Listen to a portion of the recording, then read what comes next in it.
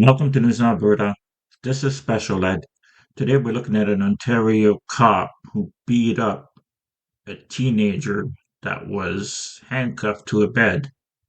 This cop wants his job back.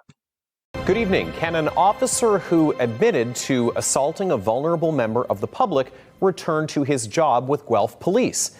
That's the question the service's lawyer posed at the penalty hearing of Constable Corey MacArthur today. And a warning, this story does contain video of the assault at the center of this case. CTV's Krista Simpson joins us now from the West End Community Centre in Guelph. That's where this hearing has been unfolding this week. Krista. Tony, yesterday MacArthur's lawyer made the case that he should be allowed to return to his job. Today, the lawyer for the Guelph Police Service argued MacArthur should be dismissed. This is what Jessica Barrow, the lawyer representing the Guelph Police Service, describes as the aggressive assault of a boy who is defenseless to that assault. Constable Corey MacArthur striking a teen handcuffed to a hospital bed. The restraints there to protect the teen from harming himself, Barrow told the hearing, saying he was not at risk of harming the officers in the room. The assault happened in 2016. MacArthur pleaded guilty in court in 2018, and now, nearly a decade after the incident happened, the police service is still trying to fire him. So this cop pled guilty to the assault, and he's officially still an officer. He's just suspended with pay for the past 10 years.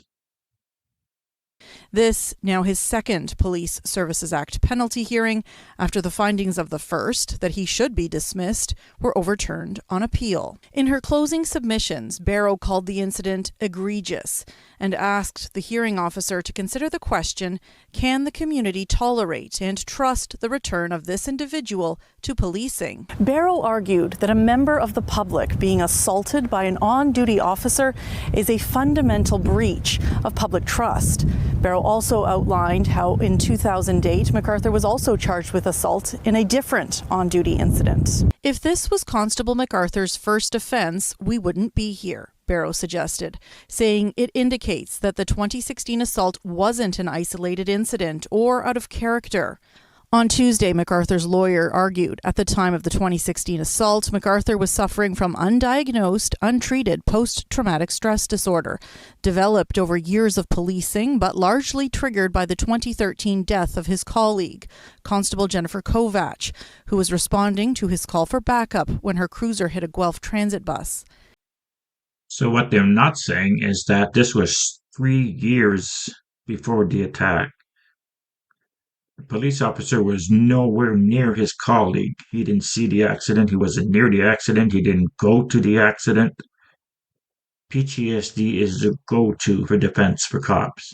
All they have to say is, I have PTSD and this is why I beat up a teenager that was handcuffed to a bed.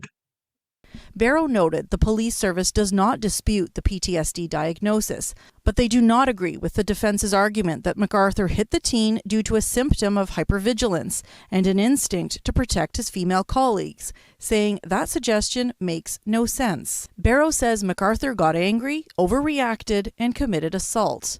Barrow noted MacArthur initially told hospital staff that the teen's injuries were self-inflicted, and it was hospital staff that raised concerns, checked the video, and ultimately reported what happened to police. Barrow says, in spite of MacArthur's guilty plea in court, he hasn't shown remorse or full acceptance of responsibility. MacArthur's lawyer says he's gone through treatment and rehabilitation since and is ready to return to frontline policing. Barrow argued rehabilitation potential is not a trump card. Barrow says MacArthur's credibility is irreparably damaged and his continued employment as a police officer is untenable. The hearing will continue on Thursday when MacArthur's defense will make reply submissions to what the Guelph Police Service lawyer said today. After that, the hearing officer will have to go through the extensive materials in this case. It's expected he'll make a written decision at some point in the future. Tony. All right, Krista Simpson joining us live from Guelph with the latest on that hearing. Krista, thank you. So this cop probably doesn't want his job back. He's just getting paid right now to stay at home and go to court. What do you think of this? Let me know in the comments. Please like, share, and subscribe. Thank you.